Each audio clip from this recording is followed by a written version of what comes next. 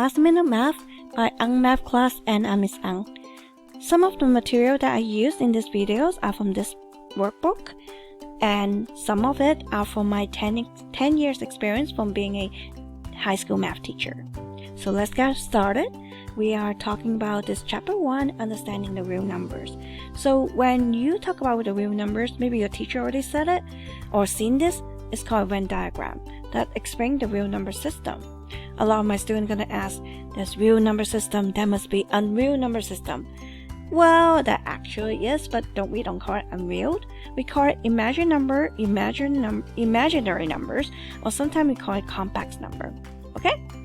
And let's start focus on our real number system first. So when you come to a real number system, using Venn diagram can tell you what is covered or what overlap and what's double. So that's very powerful tool. So we start with natural numbers. Natural numbers are any number that starts from 1. So it can be 2, it could be 99, it could be 122, and go on, the list go on. And what is whole number then? You see how natural number is part of the whole numbers? So whatever that I wrote here, 1, 2, 99, 122, and so forth, is all included, plus the number 0. So whole number, whole thing, 0 included. Integers. When you work word problems on anything you've done, you see the word integers, right? What actually integer means?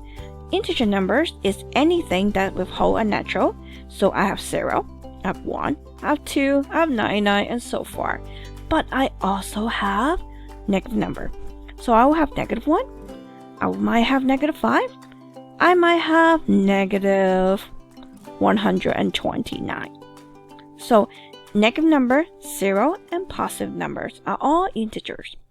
Then what about rational numbers and irrational numbers?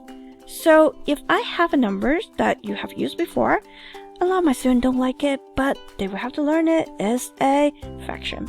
So if you have, let's say, half is a rational numbers, and you also have 1/3, you always have 7/8. Any numbers fraction is a rational number. Then have you noticed something? That we can have, look, we have 1/2. What's the other way we can say 1/2? We can, actually it's just half, not 1/2, is 0.5. So can decimal number be also rational? Yes, the answer is yes. But what type? So if I have this number 1/3, it's 0.3, right? Or 3, the list go on. Another way to write 0.3, 1/3, you can do 0.3 with the little thing on top to tell people that you're repeating that number. So that's considered rational number too. What about this one? Let's say 1.035, and we stop right there, right? So that's considered a rational number because there's an end to it. How about this? If I have, let's say, 2.141414, or in other words, we can write 2.14 on top of this.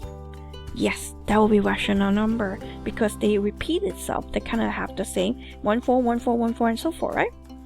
What if I have a number that is 2.939881, and so forth? And look, what's the difference between this number and this number? You see how this is repeating? This one is not. Then you will consider this as irrational number. Or other example for irrational numbers, I will have square root 2. Because if you put it in the calculator, you got a number that is not repeating itself. Or 0, square root 5. A number that's not going to be a perfect square. Okay? Because if you have square root 4, it will give you number 2. Then it belongs to this section. Okay? The other side. The rational numbers area. So, and there's one more that you guys learn about and seen it before. It's a pi. pi is considered irrational number because, oh no, 3.14 is not the end. I know you have seen it when you're in middle school, elementary, so far, but that's not. Sometimes teachers like to use 3.14 just for you to kind of remember the estimate. So pi is actually 3.1415 and so forth. So that concludes the real number system. The book talk about it a little bit too. Well, they focus a lot about what is rational number and irrational number. So you see how these are all and a good example for rational number. And this one is not irrational number because the pattern is not repeating itself, and then irrational numbers here. So the book provides some example, so you can pause it and work on it as a practice. Then the other part they talk about is rational and irrational numbers of roots.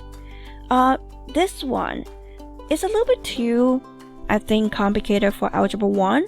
So if you want, you can just look at the answer and then you can circle it. And you can look at my Algebra 2 videos and that should explain more. Now the last part, they have more example too.